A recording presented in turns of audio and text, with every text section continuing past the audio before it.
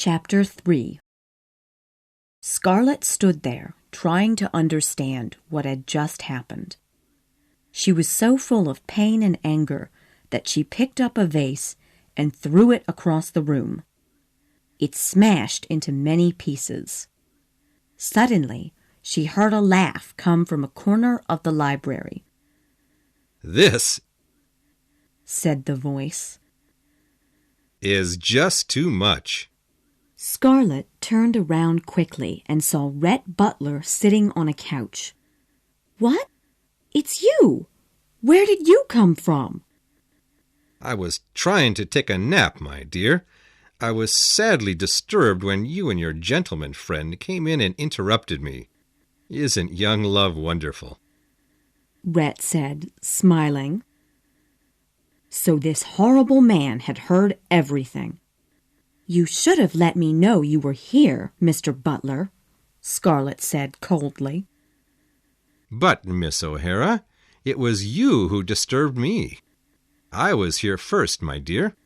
I know that those young Southern fools out there don't like me, so I came in here to take a nap." Scarlett was getting angry again. "Don't you know that spies—" she began, but Rhett interrupted her. "Spies, Miss O'Hara, often hear very entertaining things. I have had much experience in spying."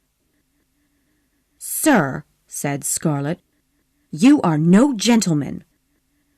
"And you, Miss O'Hara, are no lady. A lady would never have treated Mr. Wilkes as you did just now. But I don't like ladies. They are boring. You are a girl of rare spirit and courage. I am full of admiration. Although I cannot say I understand your precious love for Ashley Wilkes, I see nothing good in him to love." "Oh, you rat! Why, you aren't good enough to clean his boots!" cried Scarlett, red with anger. "And you said you were going to hate him for the rest of your life." Rhett said, bursting out laughing. Scarlett wanted to kill him. Instead, she lifted her head and walked out of the library, slamming the door behind her. She ran up the stairs as fast as she could, hoping that no one had seen her.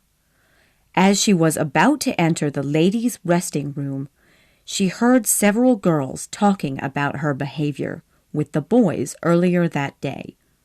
Scarlett was angry and insulted. It wasn't her fault if all the other girls' boys liked her. This day was turning into a bad dream. "I've got to get home to Tara," she thought desperately. "I've got to get home." She wanted her mother, Ellen, to comfort her. Then, the truth of the situation hit her. Even if she went home, it would do no good. Ellen could not make this problem go away. Somehow, she would have to learn to deal with Ashley and Melanie being married. She would have to live at Tara, knowing what had happened between her and Ashley in the library. She might have to see Ashley all the time. It was too horrible to think about. Suddenly, she saw Charles Hamilton coming into the house. Without knowing why, she walked down the stairs to him. His face was red, and he was breathing hard. "It's war, Miss Scarlett. The great war against the North has begun. We're all becoming soldiers and leaving for the battles." So there was going to be a war after all, thought Scarlett. At that moment, Charles was thinking that no one could be so beautiful. He found all his courage and asked bravely, "Miss Scarlett, I have something to tell you. I love you. Will you marry me?" Scarlett stared at him. Her heart had grown cold and still, and it seemed that after that day she would never feel anything again.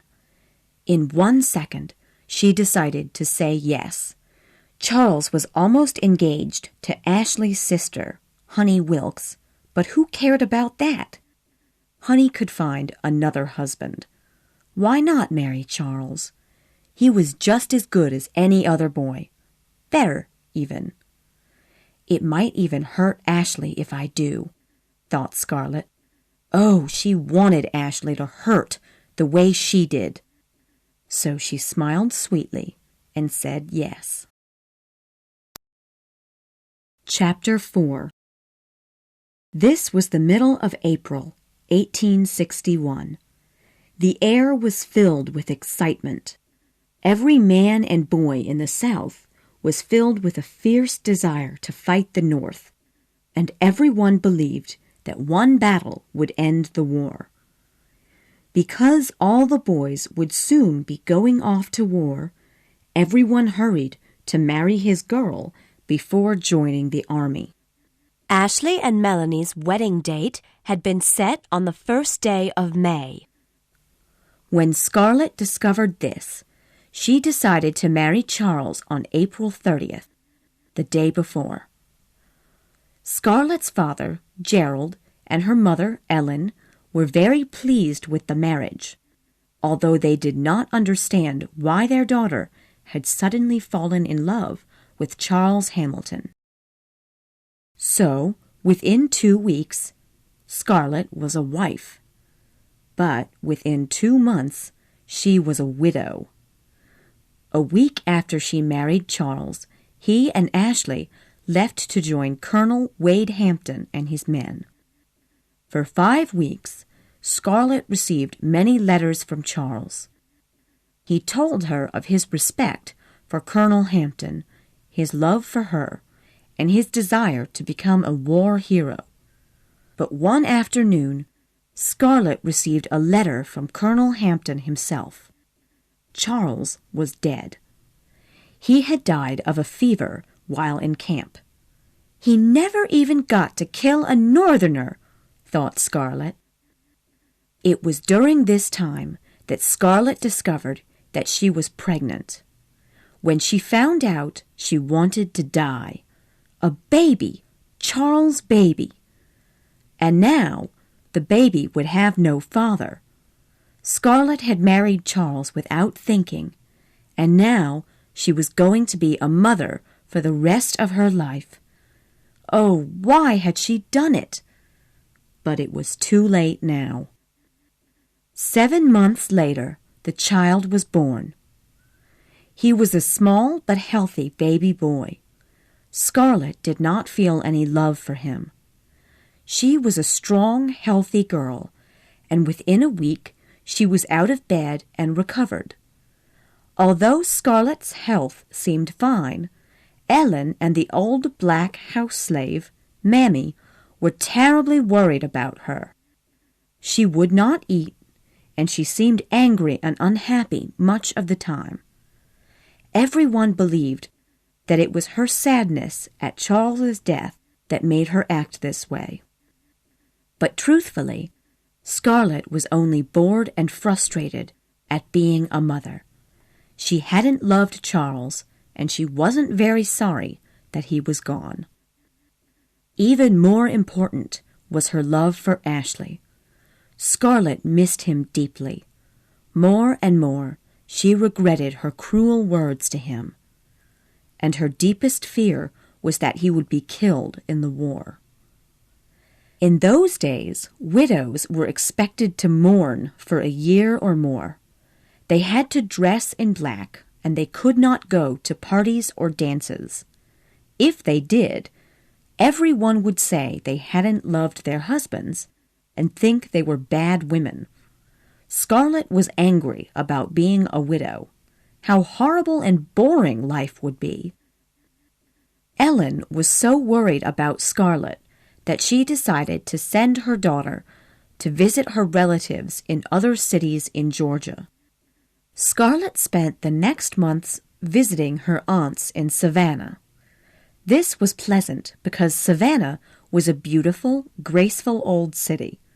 But Scarlett quickly became bored and unhappy again when she returned to Tara. One day, Ellen received a letter from Atlanta. It was from Melanie's aunt, Pitty Pat Hamilton. She and Melanie were now living in Atlanta, and Pitty Pat wanted Scarlett to come for a visit and bring the child. After Ashley had left for the war, Melanie had returned to her home city of Atlanta to live with her aunt, who had cared for Melanie and Charles as children. Aunt Pitty Pat had written to Ellen, asking if Scarlett could come for a visit. She and Melanie were lonely in the big house, and Scarlett could help them care for the wounded soldiers in the hospital. Ellen thought that visiting a large, exciting city might be good for Scarlett, so she agreed. Scarlett wasn't happy about living with Melanie, but she wanted to leave North Georgia. It reminded her too much of Ashley. So she took her son, named Wade, and left Tara. Chapter 5. It was late spring in 1862 when Scarlett arrived in the great city of Atlanta. It was a cold, rainy night, and Scarlett stepped off the train, wanting to get into a warm bed as soon as possible. She stood there, holding the baby, and hoping that someone would recognize her. After a few moments, an old black man and a young slave girl approached her. "Are you Miss Scarlett? My, you have grown. And look, there's Charlie Hamilton's little son. I'm Uncle Peter, Miss Pitty Pat's housekeeper. This girl here is Prissy. She'll help you with the baby while you're here." Prissy was 11 years old, which was much too young to know anything about babies. If only Mammy were here, but Mammy would never leave Ellen. They walked through the rain and got into the carriage. As they drove to Aunt Pitty Pat's house, Uncle Peter told Scarlett about the new hospitals and military buildings in the city. It seemed that every day more and more wounded soldiers came to the hospitals. There were so many men that often the hospitals did not have enough doctors and medicine to treat them. Often, men died in horrible ways. They passed many people in the streets that recognized Aunt Pitty Pat's carriage. The ladies waved to Scarlett, and many promised to visit her. Finally, they arrived at the Hamiltons' beautiful home on Peachtree Street. Aunt Pitty Pat and Melanie welcomed Scarlett and Wade happily. "Oh, Scarlett, you don't know how wonderful you are, bringing dear Charlie's son to see us," said Melanie sadly as she hugged Scarlett. "Poor Charlie," cried Aunt Pitty Pat, and immediately burst into tears. Scarlett sighed. She was sick of talking about Charles. Would she have to mourn in Atlanta, too?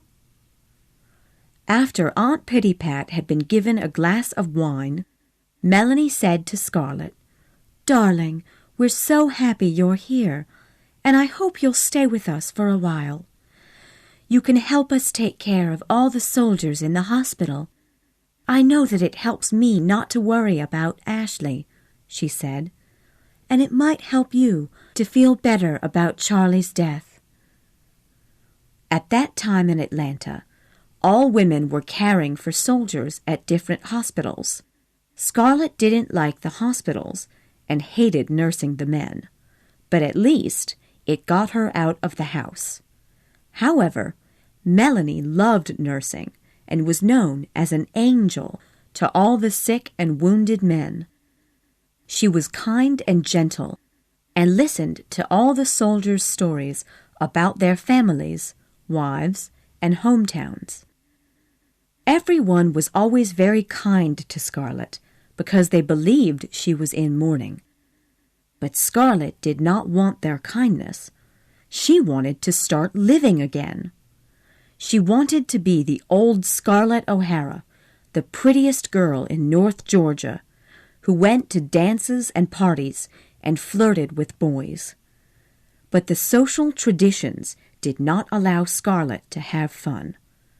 There was nothing to do in Atlanta but go to the hospital with Melanie or stay at home with Aunt Pittypat.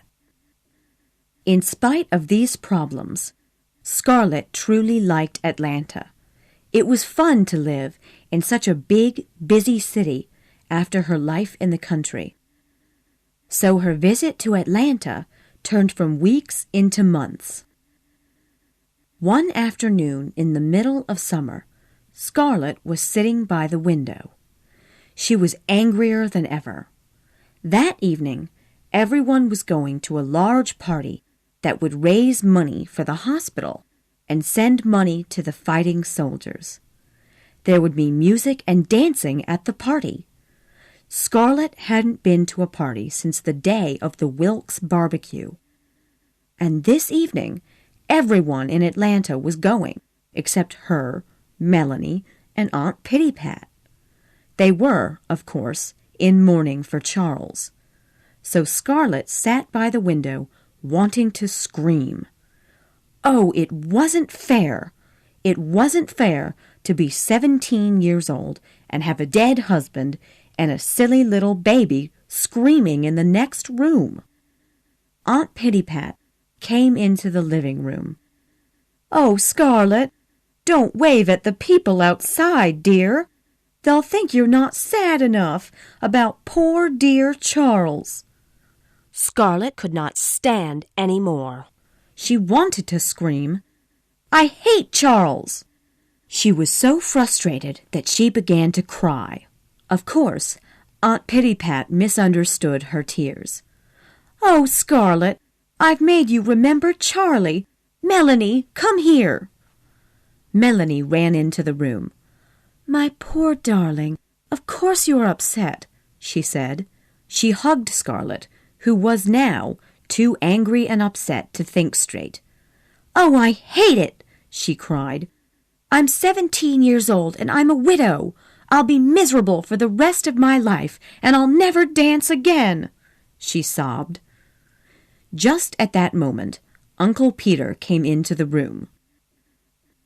"Miss Pittypat, I was just talking to Mrs. Merriweather. She knows that we're in mourning, but she thinks you all should go to the party this evening. You should show your support for our soldiers and the hospital." Immediately, Scarlett stopped crying. She didn't care about supporting the soldiers, but she wanted to go to that party more than anything. "Uncle Peter, you're absolutely right. I think we should go." Aunt Pittypat looked shocked. "Scarlett, we couldn't do that. What would people say?" Surprisingly, Melanie agreed with Scarlett. "Aunt Pittypat, Scarlett's right. We must go to that party. Scarlett and I can sell drinks to people.